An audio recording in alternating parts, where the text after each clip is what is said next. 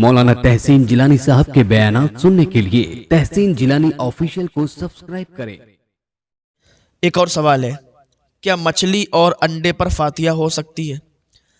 بھائی مچھلی اور انڈے پر فاتحہ بالکل جائز ہے، ہو سکتی ہے۔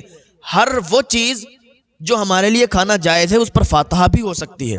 لوگ یہ سمجھتے ہیں مچھلی انڈا دال پر فاتحہ نہیں ہوتی ہے، تو وہ غلط ہے، بلکہ مچھلی انڈا دال ہر وہ چیز جو ہمارے لیے کھانا جائز ہے اس پر فاتحہ جائز ہے۔ یہ بات یاد رکھیں، جو ہمارے لیے جائز ہے اس پر فاتحہ جائز ہے۔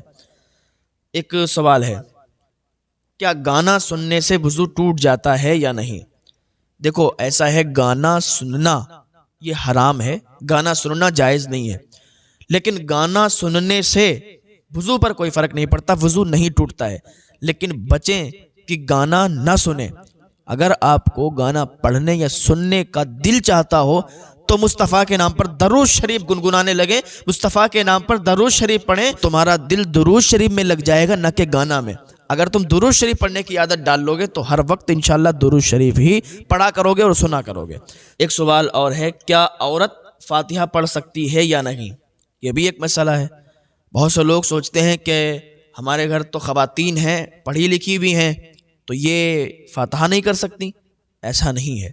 اگر کوئی خاتون ہے، پڑھی لکھی ہے یا پڑھی لکھی نہیں بھی ہے، لیکن فاتحہ کرنا آتا ہے اسے، قرآن پاک کی کوئی بھی سورت یاد ہے، تو جو سورت یاد ہے وہی سورت پڑھ کے اگر وہ ثواب پہنچا دے گی تو فاتحہ ہو جائے گی۔ فاتحہ کا نام یہ نہیں ہے کہ آپ کو پورا قرآن یاد ہو، اس کے بعد آپ وہ قرآن شریف کی تلاوتیں کریں، اس کے بعد پھر اچھی طریقے سے بخشیں۔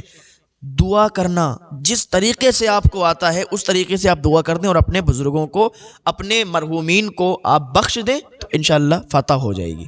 کوئی نہیں، عورتیں فاتحہ کر سکتی ہیں۔ ایک مسئلہ اور ہے، کیا غصے میں طلاق ہو جاتی ہے یا نہیں؟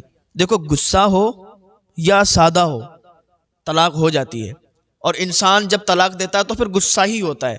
پھر بہت سے لوگ کہتے ہیں میں نے تو غصے میں دے دی طلاق۔ جب غصے میں ہی دی جاتی ہے طلاق اکثر، تو طلاق ہو جائے گی۔ بہت سے لوگ کہتے ہیں میں نے غصے میں پتہ نہیں کتنی بار دے دی۔